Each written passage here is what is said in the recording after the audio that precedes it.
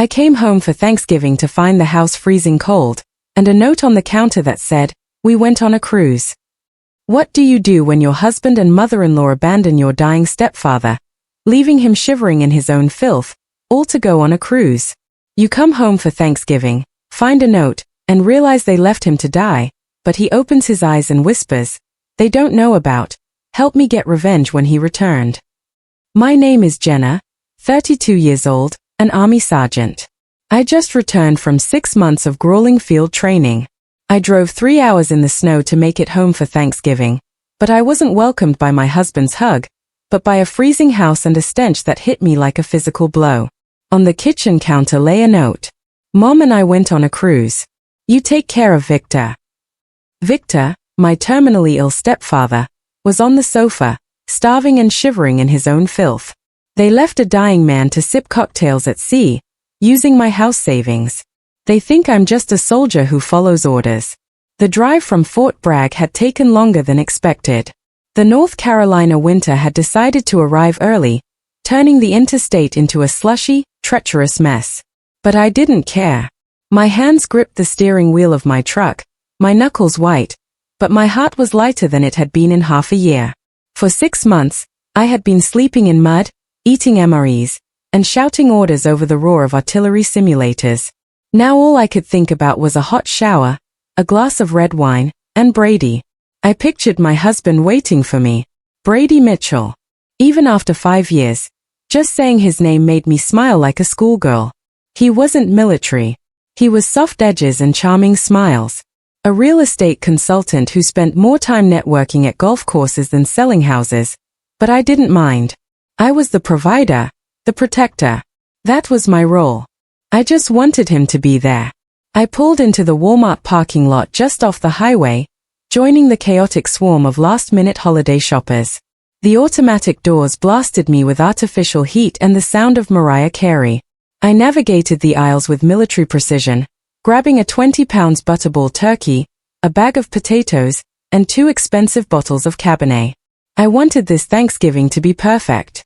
I wanted to roast that bird, fill the house with the smell of sage and rosemary, and pretend just for a weekend that we were a normal family.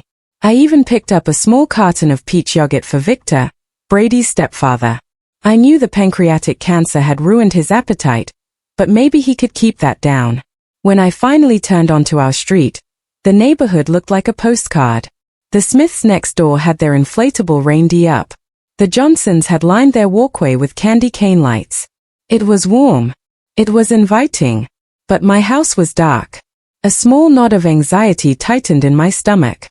I told myself Brady was probably just napping. Or maybe he was in the back watching the game. I parked the truck, grabbed the groceries, and unlocked the front door. "Brady, I'm home," I called out, kicking the door shut behind me to block the wind. Silence answered me. It wasn't the peaceful silence of an empty house. It was the heavy, oppressive silence of a tomb. And then the cold hit me. I dropped the grocery bags. The bottles of wine clinked together, a sharp sound in the quiet. I could see my breath puffing out in front of me in the entryway light. I walked over to the thermostat on the wall. The screen was blank. I tapped it. System off. Current temp 52 degrees. At 52 degrees. Why on earth would the heat be off in November? "Brady." I called again, my voice sharper this time, slipping into my command tone. That's when I smelled it. Underneath the stale, cold air, there was something else. Sharp, acrid ammonia. It was a smell I knew from field hospitals and bad situations. The smell of human waste. The knot in my stomach turned into a rock. I dropped my keys and ran toward the living room. Victor. The living room was shadowed, illuminated only by the streetlights filtering through the blinds. But I saw him. Victor Harmon. A man who had once commanded a platoon in Vietnam. A man who had stood 6 feet 2 inches and terrified banking interns with a single glare, was curled up on his old wooden rocking chair. He wasn't rocking. He was shaking. He was wrapped in a single thin throw blanket, the cheap fleece one Elaine, my mother-in-law, had bought at a discount store. He looked like a skeleton draped in gray skin. His lips were cracked and bleeding, dry as parchment. "Victor," I whispered, rushing to his side. I fell to my knees, the cold hardwood biting into my legs. He opened his eyes. They were sunken, surrounded by dark bruises of exhaustion. When he focused on me, a look passed over his face that broke my heart. It was shame. Deep, humiliating shame, and then relief. "Jenna," he rasped. His voice sounded like grinding sandpaper. "Angel." I touched his forehead. He was freezing, yet clammy. I looked down. The smell was coming from him. His sweatpants were soaked. The puddle beneath the chair had frozen into a sticky mess. He had been sitting in his own urine for God knows how long. "I've got you," I said, my voice trembling with a rage I hadn't fully processed yet. "I'm here. I'm not leaving."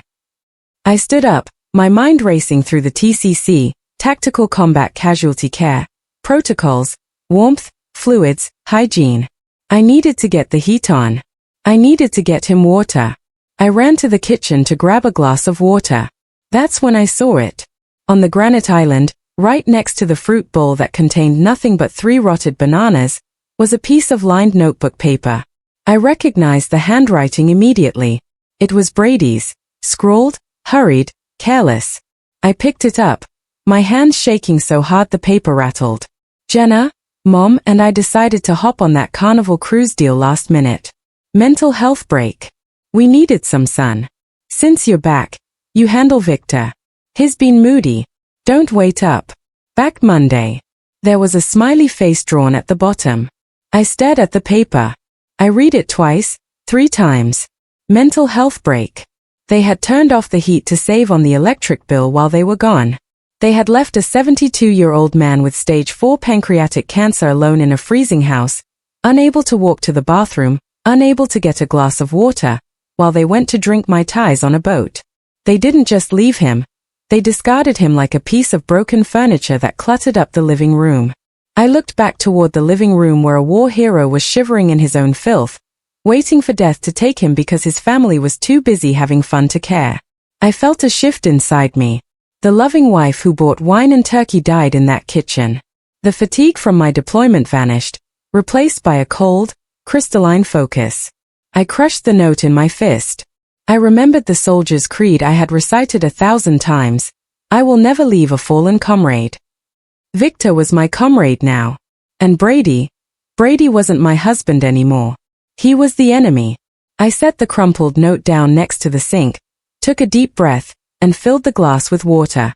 The mission had changed. Operation Thanksgiving was over. The counteroffensive had just begun. Music becomes urgent, determined, a military drumbeat.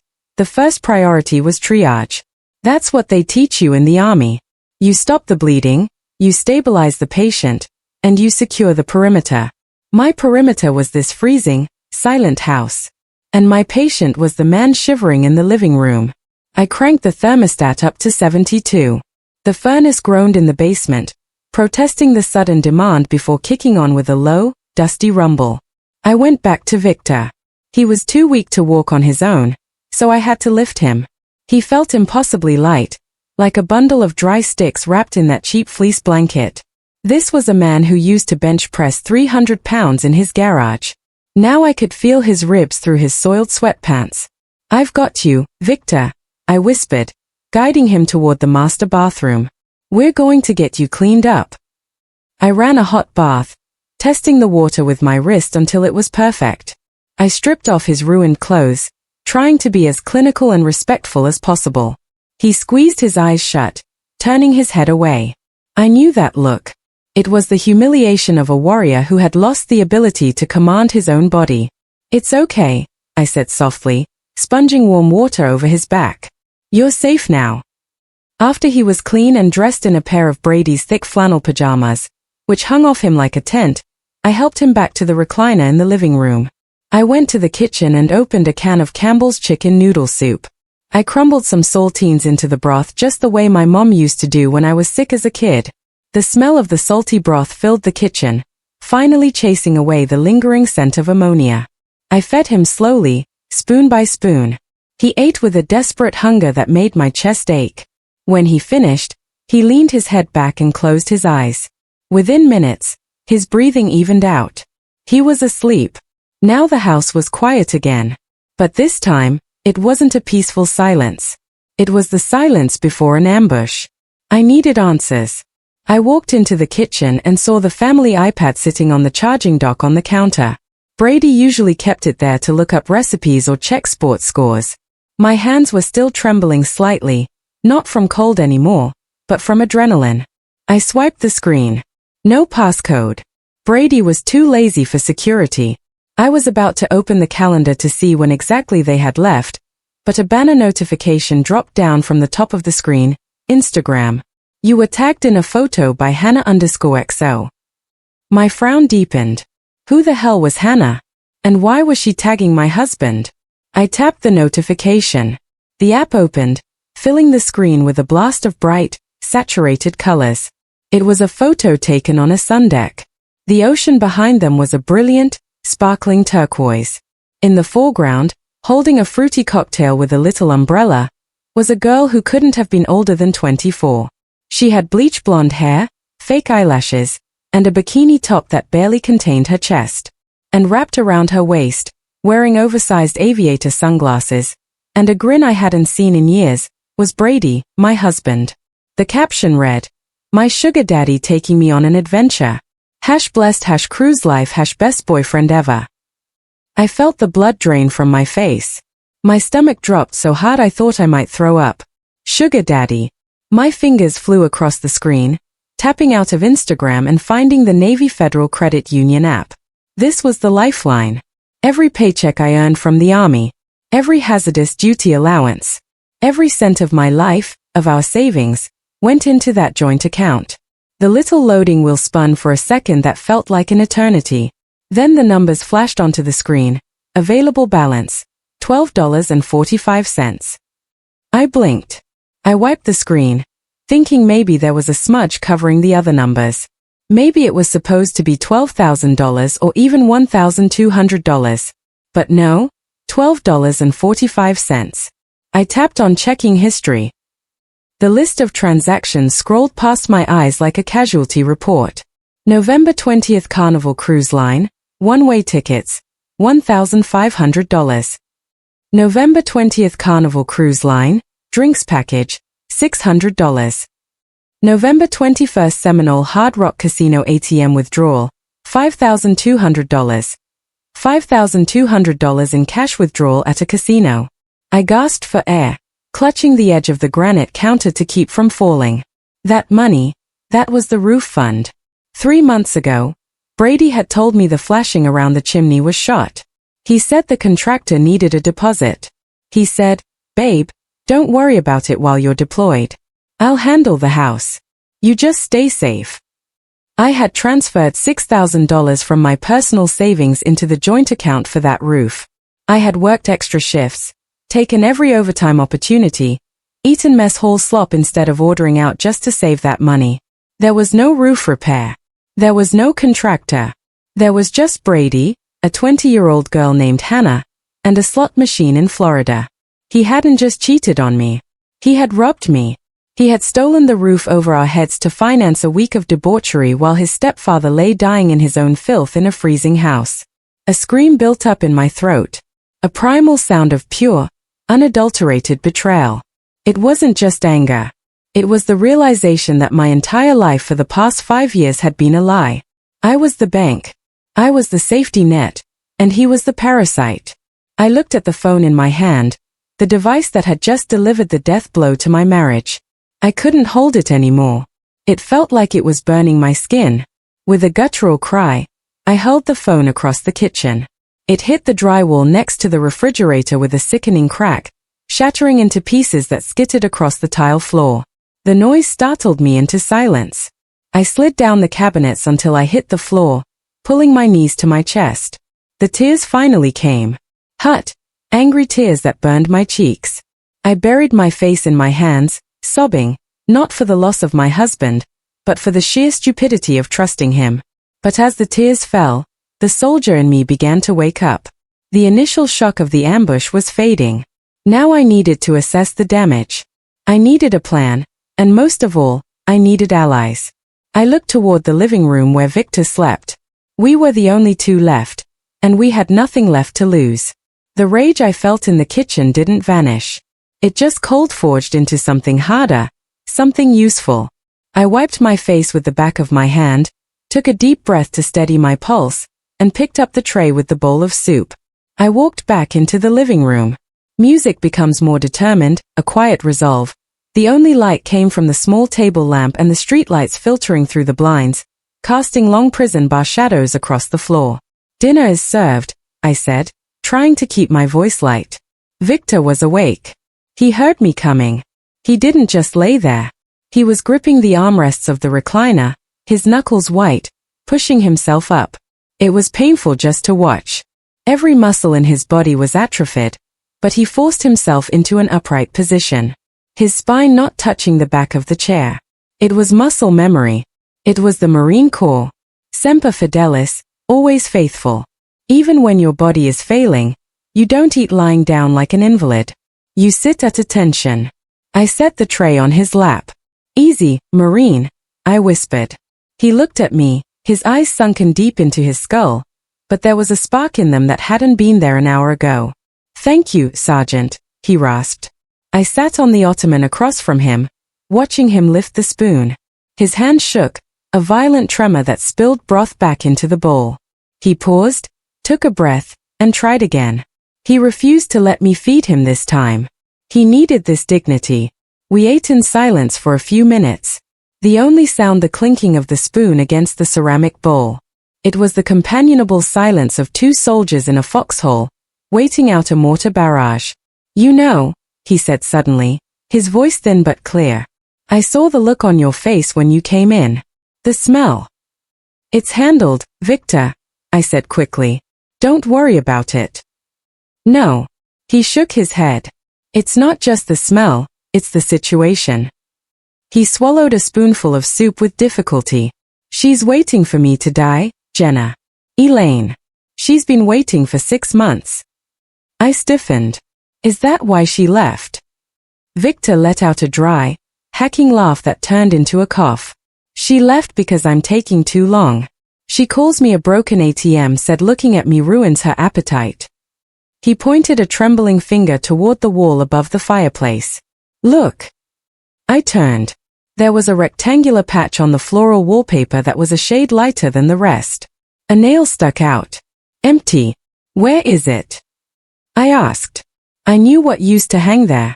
It was his shadow box. The display case holding his Vietnam service medals, his Bronze Star, his Purple Heart. The ribbons he had earned in the jungles of the Mekong Delta in 1968. "They are gone," Victor whispered. The word hung in the air like a curse. "She sold them last week. Said she got $500 for the lot. Told me nobody cares about old metal anymore." My blood ran cold. Selling a veteran's medals wasn't just greed. It was a desecration. It was stripping a man of his history, his sacrifice.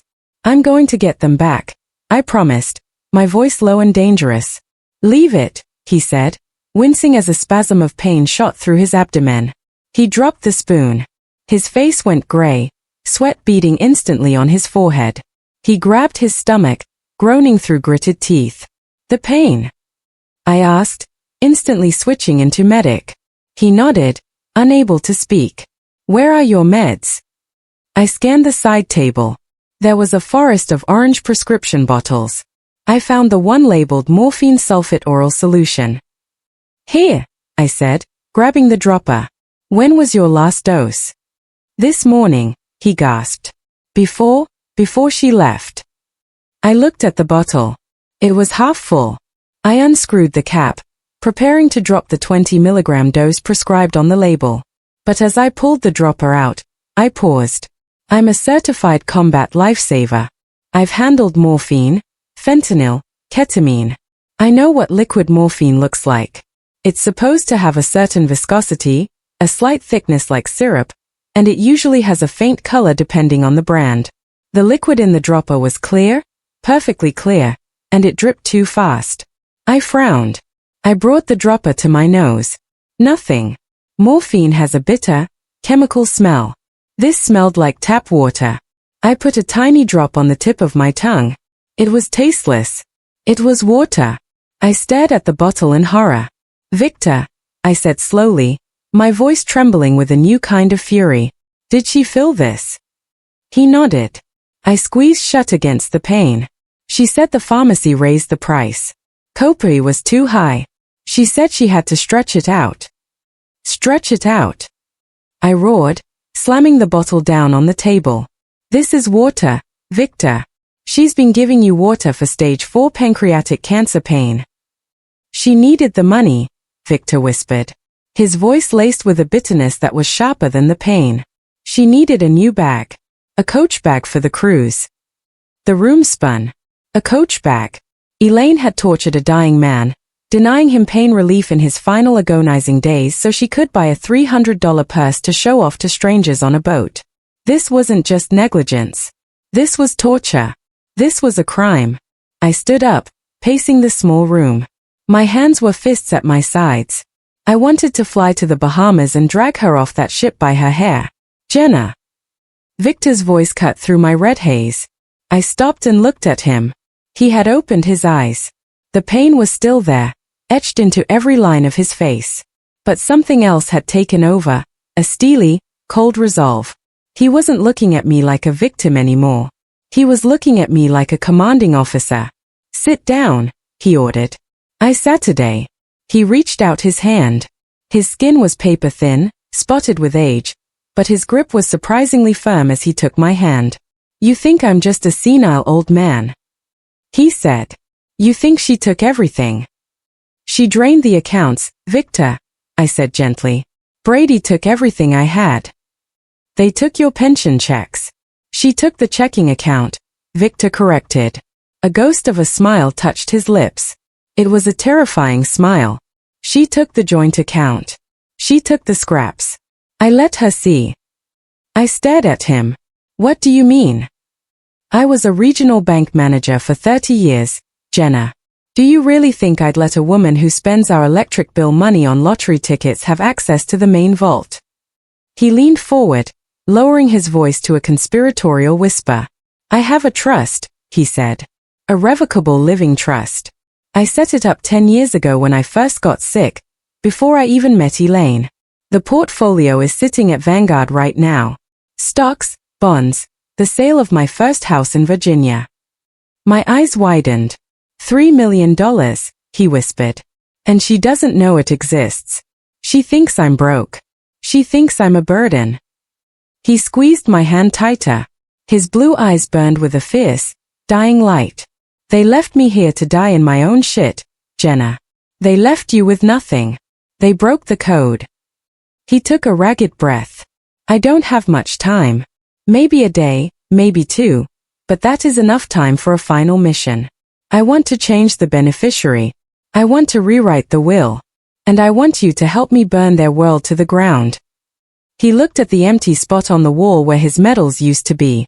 They wanted my money, he rasped. They won't get a dime, but they will get a lesson.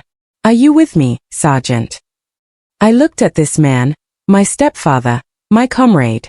I felt the weight of the water-filled morphine bottle in my pocket. I thought of the empty bank account. I thought of the coach bag. I squeezed his hand back hard. I'm with you, Victor, I said. What are your orders? Music becomes sharp, strategic, with a subtle military feel. There is a quote by General James Mattis that every Marine knows by heart and every soldier respects. Be polite. Be professional, but have a plan to kill everybody you meet. He wasn't talking about murder. He was talking about mindset. He was talking about being ready to neutralize a threat the moment it presents itself without emotion, without hesitation.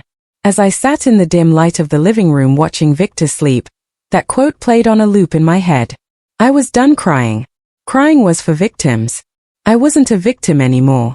I was the squad leader of a 2-person unit, and we were about to launch a psychological operation, PSYOPS, that would dismantle Brady and Elaine's lives piece by piece. The first step was evidence collection. I stood up and moved the comfortable pillows I'd propped behind Victor. I pulled the warm duvet down, exposing the thin, stained fleece blanket he had been found in. It felt cruel, but I needed the scene to look exactly as I'd found it. I needed the jury, whether that was a court of law or the court of public opinion, to see the neglect. "I'm sorry, Victor," I whispered. He opened one eye. "Do it," he rasped. He understood. I took out my phone and snapped a series of photos. I got the close-up of his cracked, bleeding lips. I got the wide shot of the darkroom with the thermostat reading 52 degrees in the background. I got the shot of the empty table where his water glass should have been. The photos were gritty, raw, and undeniable. Step 1 complete. Step 2 was human intelligence. I waited until 9 a.m., then walked across the snowy lawn to Mrs. Edith's house. Edith was 75, retired, and spent her entire day watching the neighborhood from behind her lace curtains. In the suburbs, a nosy neighbor is annoying. In an investigation, she's a gold mine. She opened the door, clutching her robe. "Jenna, I saw your truck. You're back early." "I am Edith," I said, putting on my best concerned neighbor face. "I was wondering if you had a minute. I'm trying to piece together a timeline for Victor's doctors." 5 minutes later, I was sitting in her kitchen drinking Earl Grey tea. My phone was face down on the table, the voice memo app recording. "It was terrible, honey," Edith whispered, leaning in. "I saw Brady leave on Thursday. He had that girl with him." "The blonde?" I asked casually. "Yes, the one with the fake eyelashes. Hannah, I think he called her. She was loud, talking about how she needed a tan." Edith shook her head, clucking her tongue. "I saw them loading suitcases into your SUV. And poor Victor, I didn't see him come out once. I asked Brady if his stepfather was going. And do you know what he said?" "What did he say, Edith?" "He said, the old man is fine. He prefers the quiet." Then he laughed and slapped that girl on the bottom right there in the driveway. I felt my jaw tighten, but I kept my expression neutral. "And did you see anyone come check on Victor after that? Any nurses? Any caretakers?" "Not a soul," Edith confirmed. "The house was dark all weekend. I was worried, but well, I didn't want to intrude." "You've been very helpful, Edith," I said, standing up. I stopped the recording. I had a witness confirming abandonment and the presence of a mistress. Step 2 complete. When I got back to the house, a silver Lexus was pulling into the driveway. It was Patricia, Victor's attorney.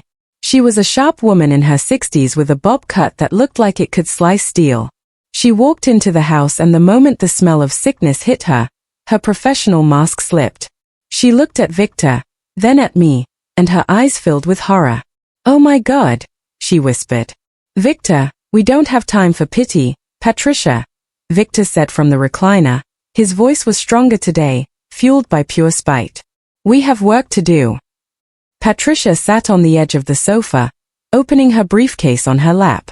She pulled out a thick file. "I brought the portfolio documents you asked for," she said, glancing at me. "Jenna, are you aware of the structure of Victor's assets?" "I know he has a pension," I said. "And I know Elaine complains that it's barely enough to cover the bills." Patricia exchanged a look with Victor.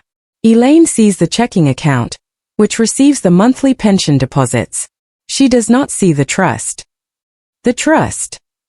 I asked. "The Victor Harmon Revocable Living Trust," Patricia declared. "Established 15 years ago, it holds the proceeds from the sale of Victor's primary residence in Virginia, plus a diversified portfolio of blue-chip stocks and bonds managed by Vanguard." She slid a paper across the coffee table. I looked at the bottom line. Total asset value, $3,245,000. My mouth fell open. $3 million.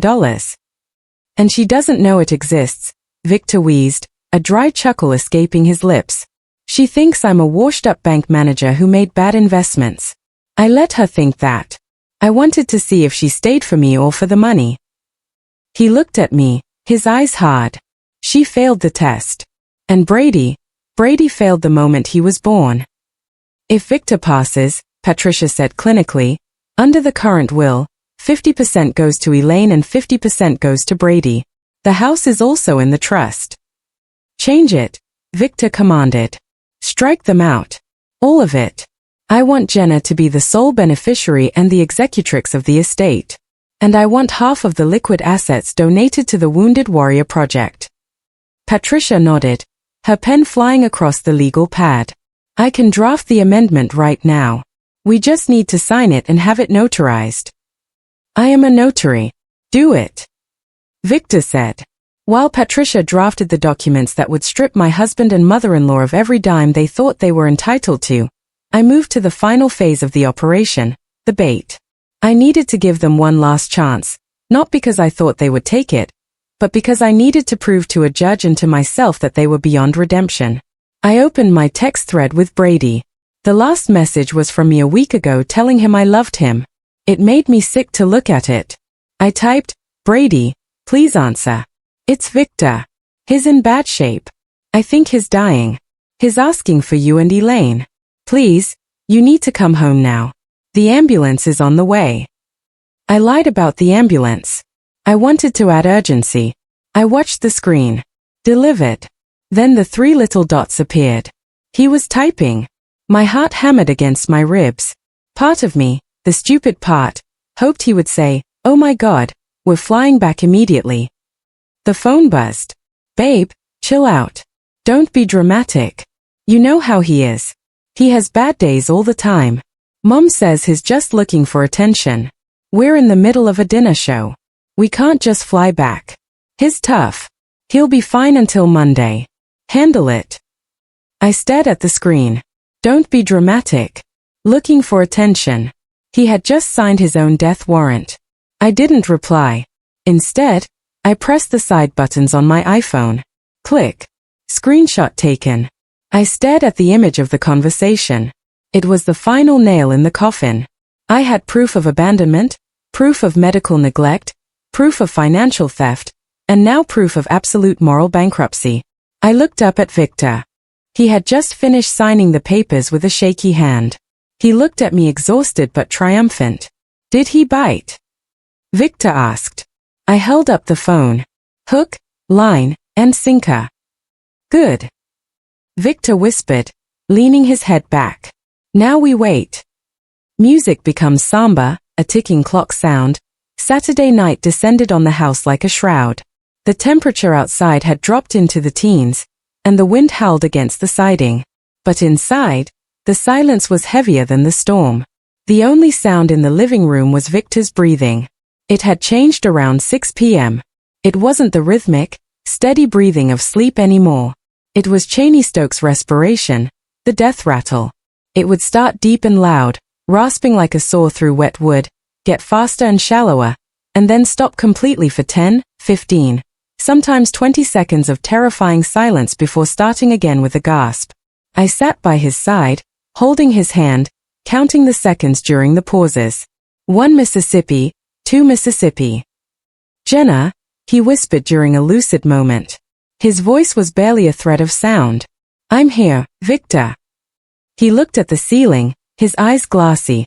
The Lord gave and the Lord has taken away, he quoted softly. Job 1 verse 21. Blessed be the name of the Lord. He was finding peace. He was ready, but his family wasn't here. And despite everything, despite the theft, the neglect, the cruelty, I needed to give them one last chance to do the right thing. Or I needed to document them refusing to do it. I pulled out my iPhone. I didn't call Brady. He hadn't answered my texts all day. I called Melissa, Brady's sister. She was the baby of the family, the one who always had her phone glued to her hand. I hit the FaceTime icon. I swiped down on the control center and tapped the screen record button. The little red dot started blinking. Ringing. Ringing. Suddenly, the dark, somber living room was illuminated by a blast of harsh blue light from the screen. Oh my God. Jenna. The connection stabilized. The image was chaotic. It looked like they were in a piano bar. Red neon lights flashed in the background. A guy in a tropical shirt was banging on a keyboard. And people were singing an off-key rendition of Sweet Caroline. Melissa's face filled the screen. She was sunburned, wearing a tiara that said vacation mode and holding a drink that was bright blue. Hey girl, she screamed over the music. We can barely hear you. The signal is trash out here. Melissa, listen to me. I shouted, leaning close to the phone so they could see the desperation in my face. Put your mother on now. What? We're ordering shots. Mom's dancing. Put Elaine on the phone. Melissa. Victor is dying. The smile dropped from Melissa's face. She looked confused, then annoyed. She turned the camera around. The image swirled, showing a crowded table covered in empty glasses and half-eaten appetizers. Elaine was there. She was laughing, her face flushed from alcohol, wearing a sequin top that was far too young for her. Brady was next to her. His arm draped around Hannah, who was giggling at something he whispered. Mon! Melissa yelled. It's Jenna. She's being hysterical again. Elaine grabbed the phone, bringing it close to her face. Her eyes were glazed. Jenna, what is it now? We are trying to enjoy the captain's dinner. Elaine, stop drinking and listen. I said, my voice shaking with a mixture of fury and grief. I angled my phone down so they could see Victor in the background, his chest heaving, his skin gray. Look at him. His and Cheney Stokes breathing. He has hours, maybe less. You need to fly back tonight. There's a flight from Nassau to Charlotte at 6 p.m. I checked. Elaine didn't even look at her husband. She looked at me with pure disdain. Are you crazy? She snapped. Do you know how much last-minute tickets cost? They're like $800 a seat. He's your husband, Elaine. I screamed. He's dying. Oh, stop it. She waved her hand dismissively. He's been dying for 6 months. It's just a bad spell. Besides, these tickets are basic economy. They're non-refundable. We'd lose everything. I felt the blood in my veins turn to ice. Non-refundable. I repeated. You're worried about a refund while Victor is taking his last breaths. Brady leaned in over Elaine's shoulder. He looked annoyed, like I had interrupted a crucial play in a football game. Babe, seriously. Brady slurred slightly. We'll be back Monday morning. Just keep him comfortable. Give him some more morphine or whatever. I can't give him morphine, Brady, I said, my voice dropping to a dangerous whisper, because your mother filled the bottle with tap water. For a second, there was silence on their end. Elaine's eyes widened slightly, but she recovered instantly. You're lying. She hissed. You're just trying to ruin our trip because you're jealous. You're an army nurse, Jenna. You deal with dead people all the time. Do your job and let us enjoy our vacation. We'll see you Monday. And then the screen went black. Call ended. The silence that rushed back into the room was deafening. The sweet Caroline sing-along was gone. The laughter was gone. All that was left was the sound of the wind outside and the ragged breathing of the man they had thrown away. I stared at the phone. The little red recording icon was still blinking. I stopped the recording. The video saved to my photos. Evidence. Irrefutable. Damning evidence. I slowly lowered the phone and looked at Victor. I thought he was unconscious. I hoped he was unconscious, but his eyes were open. He was looking right at the blank TV screen where the reflection of the FaceTime call had just played out. He had heard it all. Non-refundable. Do your job. Enjoy our vacation. A single tear, thick and slow, rolled from the corner of his eye, tracking through the deep lines of his cheek before disappearing into the pillow. It wasn't a tear of pain. It was a tear of absolute heartbreak. The man had faced the Viet Cong, had built a career, had raised a stepson as his own, only to be told he wasn't worth the price of an airline change fee. He closed his eyes, and a shudder went through his frail body. Then he opened them again and they landed on the corner of the room. Patricia, the lawyer, was sitting there in the shadows of the wingback chair. She had been there the whole time. She had heard every word. Her face was pale. Her lips pressed into a thin white line of professional fury. Victor turned his head slowly toward me. He didn't speak. He didn't have the breath for it. He just looked at me, then at Patricia, and gave a single sharp nod. Execute the mission. Patricia stood up immediately. She didn't say a word.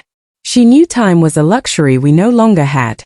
She walked over to the coffee table and laid out the documents she had drafted earlier. The amendment to the revocable trust and the last will and testament. I need you to witness this, Jenna, Patricia said softly. And I'm recording the signing on my own device for redundancy. She placed a pen in Victor's hand. His hand was shaking violently. The tremors were uncontrollable now. I reached out to steady it, but he pulled away. He wanted to do this himself. He gripped the pen like it was a weapon. He summoned every ounce of strength left in his dying body, channeling all the betrayal, all the anger, and all the love he had for me into his right hand. The pen touched the paper. Scratch. Scratch. It wasn't a pretty signature. It was jagged and raw, but it was there, Victor Harmon. He dropped the pen. It rolled across the table and fell onto the floor with a tiny clatter. He looked at me, and for the first time in days, the tension left his face. The shame was gone. The worry was gone. He let out a long, sighing breath. He had severed the ties. He had protected his legacy. He squeezed my hand, his grip weak, but present. The deal was sealed. The family on the boat was still dancing, oblivious to the fact that they had just lost a fortune. And more importantly, they had lost the only man who had ever truly loved them. It's done, Victor, I whispered, kissing his forehead. Rest now. I've got the watch. Patricia left around midnight, taking the signed documents with her. She promised to file them first thing Monday morning before the courthouse even unlocked its doors. Now, it was just the two of us again, me and the squad leader. The house was quiet, settled into the deep, groaning silence of a winter night. The wind outside had died down, leaving a stillness that felt heavy, like a held breath. Victor was awake, but barely. His eyes were open, tracking dust motes in the dim light of the table lamp, but I could tell he was seeing things that weren't there. Maybe the jungle canopy of Vietnam. Maybe his childhood home in Virginia. Peaches, he whispered. I leaned in close. What was that, Victor? Peaches, he rasped again, licking his dry, cracked lips. Mom's cobbler. My heart squeezed. He wasn't asking for medication. He was asking for a memory. He wanted the taste of home one last time. I'm on it, I said softly. I went to the kitchen and raided the pantry. I found a can of Del Monte sliced peaches in heavy syrup that had probably been sitting there since last Thanksgiving. I grabbed a stick of butter from the fridge and a shaker of cinnamon. I didn't have time to bake a real crust, and he wouldn't be able to chew it anyway. I dumped the peaches into a small saucepan on the stove, adding a generous slab of butter and enough cinnamon to turn the syrup a dark, rich brown. As the mixture heated up, the smell wafted through the kitchen, sweet, spicy, and warm. It smelled like safety. It smelled like the childhood I never really had and the comfort Victor had tried to give me over the years. I poured a small amount into a mug and carried it back to the living room. Careful, I said, sitting on the edge of the ottoman. It's hot. I blew on the spoon, cooling the golden slice of fruit until it was safe. I touched it to his lips. He opened his mouth slightly and I let the syrup slide in. He didn't chew. He just let the taste settle on his tongue. A look of pure, unadulterated bliss relaxed the lines of pain around his eyes. For a second, he wasn't a dying man. He was just a boy enjoying a treat. Good, he breathed. The best, I agreed, swallowing the lump in my throat. I fed him 3 more spoonfuls before he turned his head away. That was all he could handle. The energy reserves were depleting fast. He moved his right hand, fumbling with his left ring finger. His hands were so thin now that the heavy gold ring was loose, spinning around the knuckle. Help me, he whispered. I set the mug down and gently took his left hand. I slid the ring off. It was his Marine Corps signet ring, heavy gold with a scarlet stone in the center and the eagle, globe, and anchor etched into the side. He had worn this ring every day for 50 years. It was as much a part of him as his skin. He held it in his trembling palm, the gold catching the lamplight. Then with a surge of effort that made his whole body shake, he reached out and pressed it into my hand. Take it, he commanded. His voice was weak, but the steel was back. Victor, I can't. Don't take it, he wheezed. You are the only one worthy of it. Brady is my wife's son.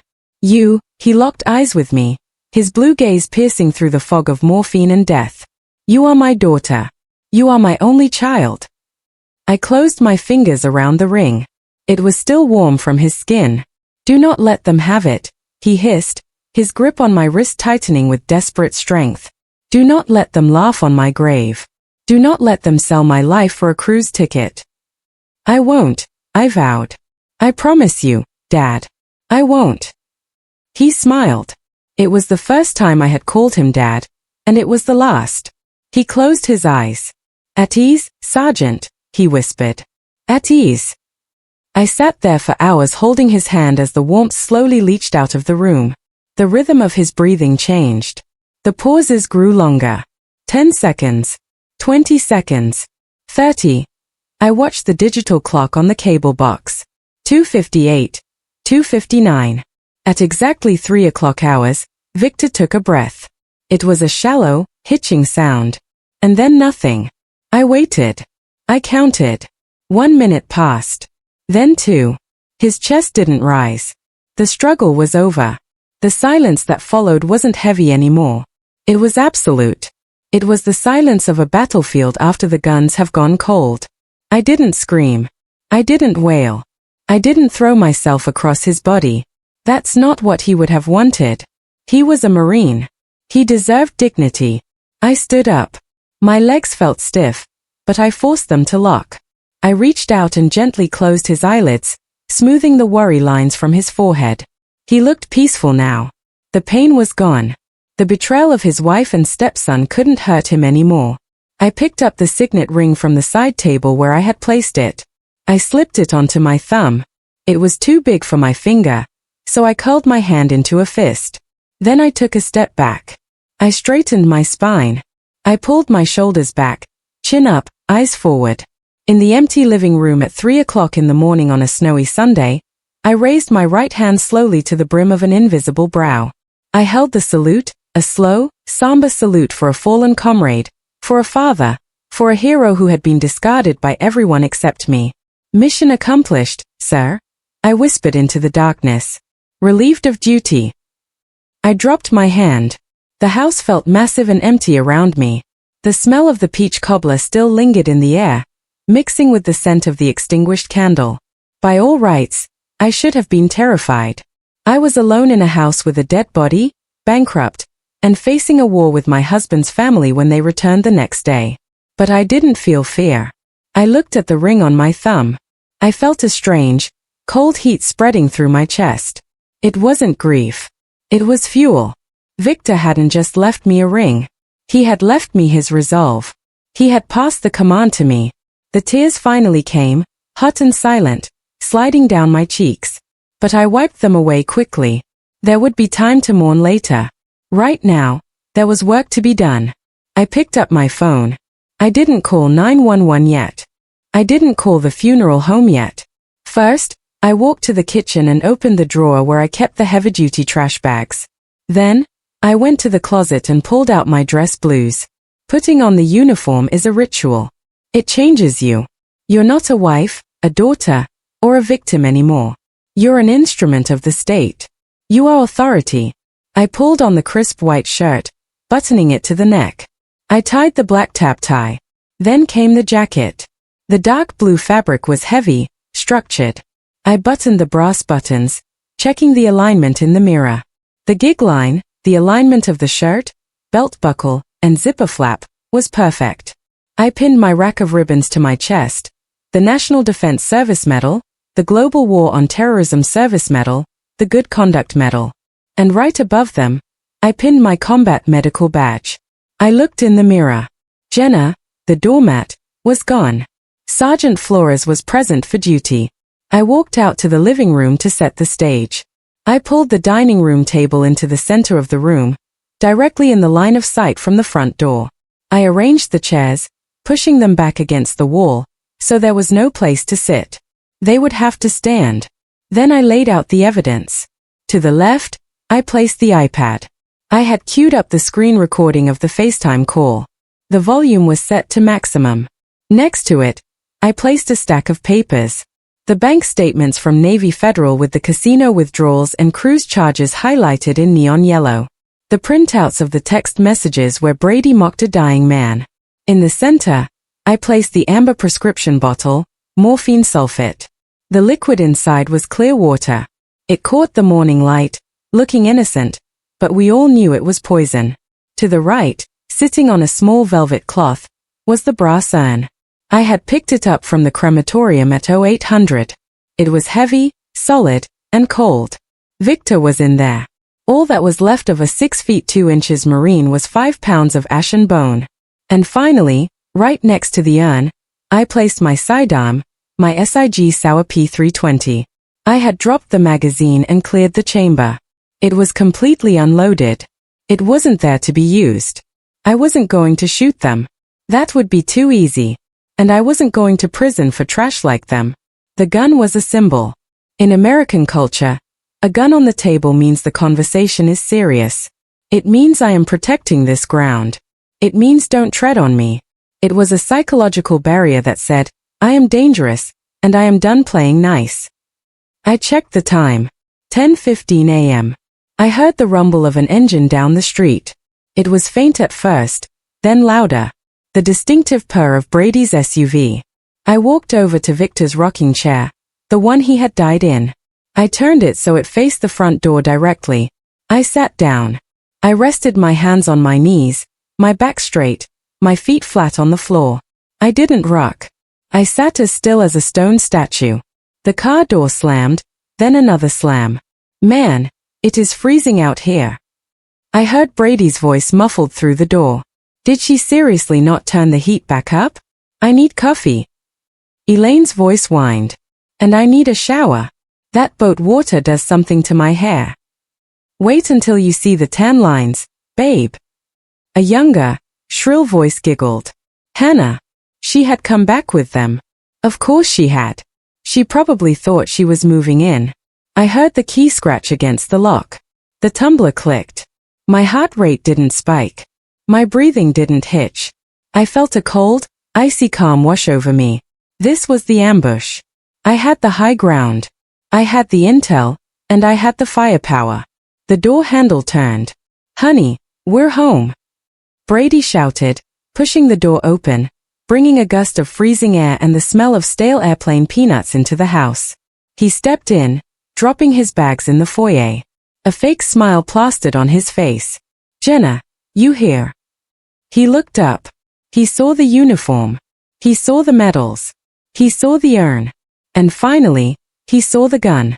The smile slid off his face like slop off a tray. Welcome home, Brady, I said. My voice was low, steady, and absolutely terrifying. Take a seat. Court is in session. The sound of the key in the lock was like a gunshot in the silent house. I didn't flinch. My hands rested on my knees, gloved in white ceremonial cotton. My back was rigid against the wood of the rocking chair. I stared straight ahead, my gaze locked on the space where their faces would appear. The door swung open and the silence was instantly murdered. Man, I am telling you that buffet was worth the heartburn. Brady's voice boomed, loud and slurred. He stumbled into the foyer, dragging 2 large suitcases. And the duty-free shop. Hannah's voice, high-pitched and grating, followed him. Babe, you promised me that perfume. I got you the perfume, didn't I? Brady laughed, slapping her on the rear end as she walked past him. They spilled into my house like a toxic oil slick. First, Brady, looking sunburned and bloated in a tight polo shirt. Then Hannah, wearing a white tracksuit that was already stained with coffee, clutching a bag of souvenirs. Then Elaine and Melissa, both looking exhausted and hungover, their skin an angry shade of lobster red. They brought the smell with them, stale pina coladas, coconut sunscreen, and the distinct musky scent of airplane cabin air. It clashed violently with the sterile bleach and peach smell of the house. Brady dropped the bags with a heavy thud. Jenna, we're home. Hope you didn't miss me too. He froze. He had walked past the entryway and into the living room. He stopped so abruptly that Hannah bumped into his back. Ouch! Watch it, Brady, she whined. Shut up, Brady whispered. He was staring at me. For a moment, nobody moved. The scene was surreal, me sitting in full dress blues, Medals gleaming under the chandelier, face like stone. Them in their vacation clothes, holding half-empty Starbucks cups. And then his eyes drifted down to the table. He saw the stack of bank statements. He saw the iPad. And then he saw the matte black finish of the SIG Sauer P320 lying next to the brass urn. The color drained from his sunburned face, turning him a sickly shade of beige. Jana. Jenna, he stammered, his voice trembling. What? What is this? Why are you wearing your uniform? Is that a gun? Elaine pushed past him, oblivious as always. Oh, stop being dramatic, Brady. She's probably just back from some parade. She looked at me with a sneer, dropping her heavy purse on my clean floor. Well, don't just sit there like a statue. Where is Victor? I hope you changed his sheets. I don't want to smell him when I go to my room. She looked around, sniffing the air. Actually, it smells decent. Did you finally hire a maid? I stood up. The movement was slow, deliberate, and commanded absolute attention. The leather of my boots creaked softly. I didn't look at Brady. I didn't look at the mistress cowering behind him. I looked straight at Elaine. Victor isn't in his room, Elaine, I said. My voice was calm, but it carried across the room with the weight of a gavel. Well, where is he? Hospital. She rolled her eyes. Great. Another bill. I slowly raised my white-gloved hand and pointed a single finger at the heavy brass urn sitting on the velvet cloth in the center of the table. He's right there. Elaine followed my finger. She squinted. She looked at the urn, then back at me, confusion knitting her eyebrows together. What is that? That, I said, is Sergeant Victor Harmon. He was permanently relieved of duty at 0300 hours yesterday morning. The silence that followed was suffocating. You could hear the hum of the refrigerator from the kitchen. Hannah gasped, her hand flying to her mouth. Melissa dropped her phone. It hit the floor with a crack, but she didn't even look down. Elaine stared at the urn. Her mouth opened and closed like a fish out of water. Then the realization hit her. He's dead, she whispered. Cremated, I corrected. As per his final orders. No service. No viewing. No chance for you to pretend you gave a damn. For a split second, I saw the calculation in Elaine's eyes. She wasn't processing the loss of a husband. She was processing the optics. She realized she was standing there in vacation clothes while her husband was in a jar. She realized she looked like a monster, so she did what she always did. She performed. Oh my God. Elaine let out a shriek that sounded like a siren. She threw her hands up and collapsed onto the sofa, my sofa, burying her face in the cushions. Victor. My Victor. No. How could you let this happen, Jenna? You killed him. You didn't take care of him. She began to wail, a high-pitched, rhythmic sobbing that was devoid of any actual tears. Brady snapped out of his shock and immediately jumped on the bandwagon. He stepped forward, puffing out his chest, trying to regain control of the room. You didn't call us, he shouted, his face turning red again. You let him die alone. You didn't even tell us. What kind of sick game is this, Jenna? Bringing a gun into the house. Are you crazy? You're having a PTSD episode. He was gaslighting me, trying to make me the villain, trying to make me the unstable veteran while he was the grieving son. I called, I said coldly. I texted. You told me not to be dramatic. You told me the tickets were non-refundable. Liar.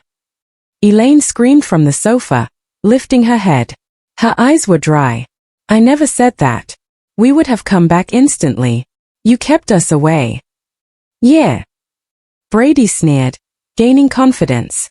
You wanted him dead so you could, I don't know, steal his pension checks. You're sick, Jenna.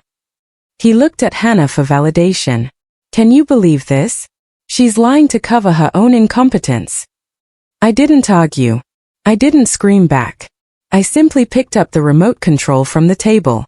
I thought you might say that, I said. I pointed the remote at the 60-inch TV mounted above the fireplace. So, I brought a witness. I pressed play. The screen flickered to life. The image was grainy, shot in low light, but the audio was crystal clear. Victor's face filled the screen. He looked terrible, skeletal, pale, eyes sunken, but his gaze was focused intensely on the camera lens. Elaine stopped wailing mid-sob. Brady froze. On the screen, Victor took a ragged breath. "My name is Victor James Harmon," the voice from the TV rasped. It echoed through the room, ghostly and undeniable. "I am of sound mind and body. Today is Saturday, November 25th. Victor paused on the screen, licking his cracked lips. "I am recording this statement because I know my wife Elaine and her son Brady. I know they will lie. I know they will say they didn't know." On the screen, Victor held up a piece of paper. It was the crumpled note Brady had left. "They left me here to die," Victor said, his voice gaining strength from pure anger. "They turned off the heat. They left me without food. And when Jenna called them, begging them to come home, I heard them. I heard my wife say the tickets were non-refundable," Victor said, spitting the words out. "I heard my stepson tell his wife to handle it." The Victor on the screen leaned closer to the camera, his blue eyes burning with a final, terrifying intensity. "Let the records show I owe them nothing. They are not my family.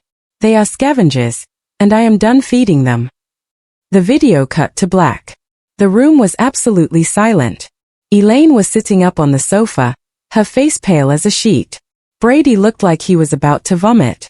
Even Hannah had stepped away from Brady, looking at him with a mixture of horror and disgust. I lowered the remote. "That," I said, my voice cutting through the air like a knife, was his closing argument. I looked at the terrified group huddled in my living room. The vacation was over. The hangover was just beginning. "And now," I said, gesturing to the kitchen where the footsteps of a lawyer could be heard clicking on the tile. "Here comes the verdict." The click of Patricia's heels on the hardwood floor was the only sound in the room. She walked out from the kitchen hallway, a leather portfolio tucked under her arm, looking like an executioner in a tailored suit. She didn't look at Elaine or Brady. She walked straight to the dining table, placed the portfolio next to the urn, and opened it. "Who the hell is this?" Elaine demanded, her voice shrill but shaky. She was trying to regain her footing, but the video of her dying husband had knocked the wind out of her sails. "I am Patricia Reynolds," she said calmly, adjusting her glasses. "I am Victor Harmon's attorney, and I am here to execute his final will and testament as amended this past Saturday night." Brady scoffed, crossing his arms over his chest. He was trying to look tough, but his eyes kept darting to the gun on the table. "Will?" The old man didn't have a dime. He was living off his pension. "That is what he allowed you to believe," Patricia said, pulling out a document stamped with the official seal of the Commonwealth of Virginia. In reality, Mr. Harmon was a very savvy investor. His assets, held in the Harmon Revocable Living Trust, included a diversified portfolio at Vanguard and Real Estate Holdings, valued at approximately $3.2 million. The air left the room. Elaine's jaw literally dropped. Her eyes bulged. $3 million. He had $3 million and he made me use coupons for detergent. "He wanted to see if you loved him, Elaine," I said, my voice quiet. "Or if you just wanted the payout." "Well, I'm his wife." Elaine shrieked, scrambling to her feet, the grief instantly replaced by greed. "I'm the next of kin. That money is mine. Brady, did you hear that? We're rich." Patricia cleared her throat. It was a sharp, dismissive sound. "Actually, Mrs. Mitchell, you are not," Patricia stated. She lifted the document and began to read. "I, Victor Harmon, being of sound mind, do hereby amend my trust distribution as follows. To my wife, Elaine Mitchell, and her son, Brady Mitchell, I intentionally leave nothing." "Nothing?" Brady choked out. "That's illegal. You can't just cut us out." "He can, and he did," Patricia continued, ignoring him. The specific language he used was, "for their abandonment and cruelty in my final hours." The entirety of the estate, 100% of the assets, is to be divided as follows: 50% to the Wounded Warrior Project to support veterans who have actually served their country. She paused, looking over her glasses at me.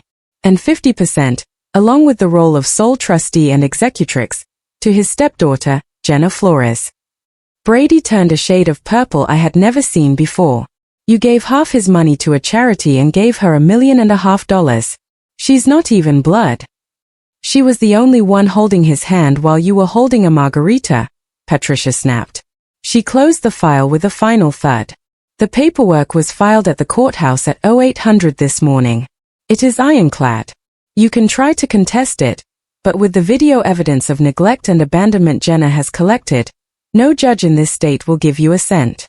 In fact, you'd be lucky to avoid paying legal fees. Brady looked like he had been punched in the gut. He turned to me, his eyes wild. Jenna, baby, listen. This is crazy. We can fix this. You know I love you, right? We're married. That money is our money. Community property. I laughed. It was a cold, dry sound. Community property? You want to talk about our money, Brady? I reached for the stack of papers on the table. I picked up the photos I had printed from his Instagram, the ones of him and Hannah on the cruise. I threw them at him. They fluttered through the air like confetti, landing at his feet. This is where our money went, I said. $5,000 from the roof fund. $1,800 for the cruise. $600 for drinks. I pointed at Hannah, who was standing awkwardly by the door, clutching her Louis Vuitton bag, which I now suspected was fake. You stole my savings to play sugar daddy to a girl who looks like she's barely legal. I spat. You emptied our joint account. You left me with $12. Brady. $12. Hannah looked down at the photos scattered on the floor. Then she looked at Brady. Then she looked at me. Wait, Hannah said, her voice nasal and confused. You said you were a real estate developer. You said you owned this house. He's unemployed, I corrected her. And he's broke. He doesn't have a job. He doesn't have an inheritance. And as of 5 minutes ago, he doesn't have a wife. Hannah's eyes widened. She did the math instantly. No inheritance. No wife to leech off of. No house. She reached for the door handle. Babe. Hannah. Brady turned to her. Desperate. Where are you going? My Uber is 3 minutes away, Hannah said, pulling out her phone. You paid for the cruise on a credit card, didn't you? That means it's going to bounce. I'm not getting stuck with the bill. Hannah, wait. Don't call me, she snapped. She opened the door and walked out into the snow without looking back. The door slammed shut, sealing the silence. Brady stood there, hands twitching. He had lost the money. He had lost the girl. And now he realized where he was standing. Get out, I said. What? Brady blinked. This is my house. I've lived here for 5 years. This house was purchased by Victor in 2010, Patricia interjected smoothly. It is an asset of the trust. As the sole trustee, Miss Flores has the right to manage the property as she sees fit. She has issued an immediate eviction notice. Patricia pulled a single sheet of paper from the file and handed it to Brady. You are guests who have overstayed your welcome. You have 24 hours to remove your personal effects. If you remain on the premises after 10 a.m. tomorrow, the sheriff will be called to remove you for trespassing. You can't do this. Elaine screamed, marching up to the table. She looked deranged, her hair messy, her eyes manic. I am a senior citizen. You can't throw me out in the snow. I'll sue you. I'll tell everyone you abused him. Abuse, I repeated softly. I reached for the final item on the table. The amber prescription bottle. I held it up to the light. The clear liquid sloshed inside. Speaking of abuse, I said, my voice dropping to a whisper that was louder than her screaming. I had the contents of this bottle tested by a private lab yesterday. Do you know what the report says, Elaine? Elaine froze. Her face went from red to ghost white. It says 100% tap water. I continued. Tampering with a controlled substance is a felony. Elder abuse involving the withholding of medical care is a felony. And since Victor died in pain because you wanted to save money for a Coach bag, I slammed the bottle down on the table. I've already submitted the lab report and the bottle to the detective unit at the Fayetteville Police Department. They are very interested in speaking with you. Elaine let out a strangled sound, clutching her chest. She stumbled back, collapsing into Brady's arms. Prison, Elaine, I said, leaning over the table. You're not looking for a lawyer to sue me for the money. You need a criminal defense attorney to keep you out of a jumpsuit that matches your orange skin. I looked at Brady, who was trembling, holding his mother up. You have 24 hours, I said. Take your golf clubs, take your video games, take your mother, and get out of my sight. I picked up the SIG sour and slid the magazine back in. The click of the metal locking into place echoed through the room. Dismissed. I walked out of the front door and into the biting cold of the North Carolina winter.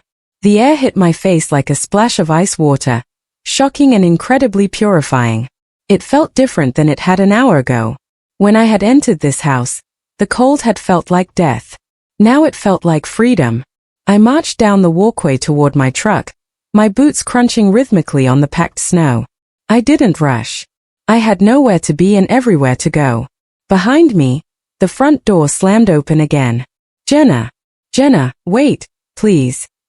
It was Brady. He ran out onto the porch in his socks, slipping on the icy concrete and nearly face-planting into the azalea bushes.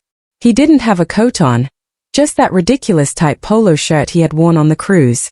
He looked pathetic, a sunburned, shivering man-child standing in the ruins of his own making. I reached my truck and put my hand on the door handle, but I didn't open it. I turned around slowly.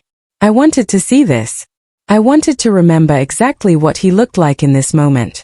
He scrambled down the steps, ignoring the cold soaking into his socks, and ran toward me. He stopped a few feet away, panting, his breath puffing out in white clouds. His nose was running and his eyes were wide with a frantic, animalistic panic. Baby, please, he gasped, reaching out a hand, but pulling it back when he saw the look in my eyes. You can't leave like this. You can't just kick us out. Where are we going to go? We don't have any cash. That sounds like a personal problem, Brady, I said, my voice steady. It wasn't my idea, he blurted out, the words tumbling over each other. It was Mom. You know how she is. She guilt-tripped me. She said Victor was fine. She said he was exaggerating. I wanted to come back. I swear, she made me stay. I stared at him, feeling a wave of revulsion so strong it almost tasted metallic. There it was. The final defense of the weak man. Throwing his own mother under the bus to save his skin. You're 34 years old, Brady, I said. You're not a child. You made a choice. You chose the buffet over the man who raised you. You chose a 20-year-old girl over the woman who paid your bills. I was confused. It was a mistake. He fell to his knees in the snow, clasping his hands together. I love you, Jenna. We can fix this. I'll kick Mom out. I'll never talk to Hannah again. Just don't take the money. Don't take the house. Please. He wasn't crying for me. He wasn't crying for Victor. He was crying for his lifestyle. He was mourning the loss of his free ride. I looked down at my left hand. The simple gold band and the diamond solitaire sat there, glinting in the winter sun. I had worn these rings through 2 deployments. I had twisted them nervously while mortar rounds shook the earth in Syria, praying I would get home to the man who gave them to me. They didn't feel like symbols of love anymore. They felt like shackles. I pulled the glove off my left hand with my teeth. The cold air bit at my skin. Brady, I said softly. He looked up, hope flickering in his watery eyes. Yeah, babe. I gripped the ring. It was tight. My fingers were swollen from the salt in the MAEs and the stress, but I yanked it over my knuckle. It scraped my skin, leaving a red mark, but then it was off. I held it up. Do you know what we call a soldier who abandons his post in the middle of a battle? I asked. What? He blinked, confused. AWOL, I said. Absent without leave. I took a step forward and threw the rings.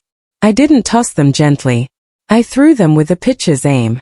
They hit him square in the center of his chest, bouncing off that polo shirt and disappearing into the deep snowdrift beside the driveway. You went AWOL on this marriage, Brady. You abandoned your post. I am hereby discharging you, I said, looking down at him, dishonorably. He stopped digging and looked up at me, his face crumbling. Jenna, how much did you know about the money? About everything. I opened the door of my truck and climbed into the driver's seat. The cab was cold, smelling of old coffee and gun oil. A smell that was infinitely more comforting than the coconut sunscreen stench of the house. I looked down at him one last time. I knew enough to keep the paper trail, I said. Always keep the receipts, Brady. You never know when you'll need to return a defective product. That's cold, he whispered, shivering violently. No, I said, slamming the door shut. The price you're paying today? That's cheap. Victor paid with his life. You're just paying with your comfort. I turned the key. The engine roared to life. A deep, throaty growl that vibrated through the seat. I didn't wait for the heat to kick in. I shifted into reverse. Brady scrambled back as the tires crunched over the snow. He stood there alone in the driveway, barefoot in the snow, watching his meal ticket drive away. I pulled out onto the street and shifted into drive. As the house got smaller in my rearview mirror, I saw the front door open again. Elaine stumbled out, wrapped in a blanket, screaming something at Brady. He turned on her, waving his arms. They were already turning on each other. Without a common enemy and without money, they would tear each other apart before sunset. I looked away from the mirror and focused on the road ahead. The sky was a brilliant, piercing blue, the kind of blue you only see after a heavy snowstorm clears. I reached up and touched the heavy gold chain around my neck. The signet ring, Victor's ring, rested against my collarbone. It felt warm, like a small coal of fire against my skin. A verse from Sunday school floated up from the recesses of my memory. Victor had quoted it sometimes back when his mind was clear. Psalm 23 verse 4. Yeah, though I walk through the valley of the shadow of death, I will fear no evil. I had walked through that valley this week. I had walked through the shadow of death in that freezing living room. I had faced the evil of indifference and greed, and I hadn't been afraid. I hear you, Dad, I whispered to the empty cab. I fear no evil. I wasn't just a survivor anymore. I was a victor. I reached over and turned on the radio. Classic rock. Creedence Clearwater Revival. Fortunate Son. It felt appropriate. I wasn't going back to the barracks. I had 30 days of leave saved up. I had a check for $1.5 million waiting to be processed. I had a new mission, to find a place where the air was clean, where the neighbors looked out for each other, and where loyalty meant something. I didn't know exactly where I was going, but for the first time in my life, I knew exactly who I was. Family isn't whose blood runs in your veins. It's whose blood you bleed for. It's the people who stand shoulder to shoulder with you in the trench when the mortar rounds start falling. Brady and Elaine were just biological accidents. Victor was my family, and I had honored him. I rolled the window down an inch, letting the cold wind whip through my hair. I took a deep breath, filling my lungs with the sharp, clean air of a new beginning. The bill was paid. The ledger was balanced. I pressed my foot down on the gas, leaving the suburbs, the betrayal, and the ghosts behind me in a cloud of exhaust and snow dust. I was finally going home. That was my final mission for Victor. But I know the war against toxic families happens every day behind closed doors. Victor taught us the most important lesson of all. Blood doesn't make you family. Loyalty does. I know many of you have walked through your own valley of the shadow of death just to find peace. I want to hear your voice. Have you ever had to cut ties with a family member to save your own soul? Tell me in the comments below. And thanks for watching. Take care. Good luck.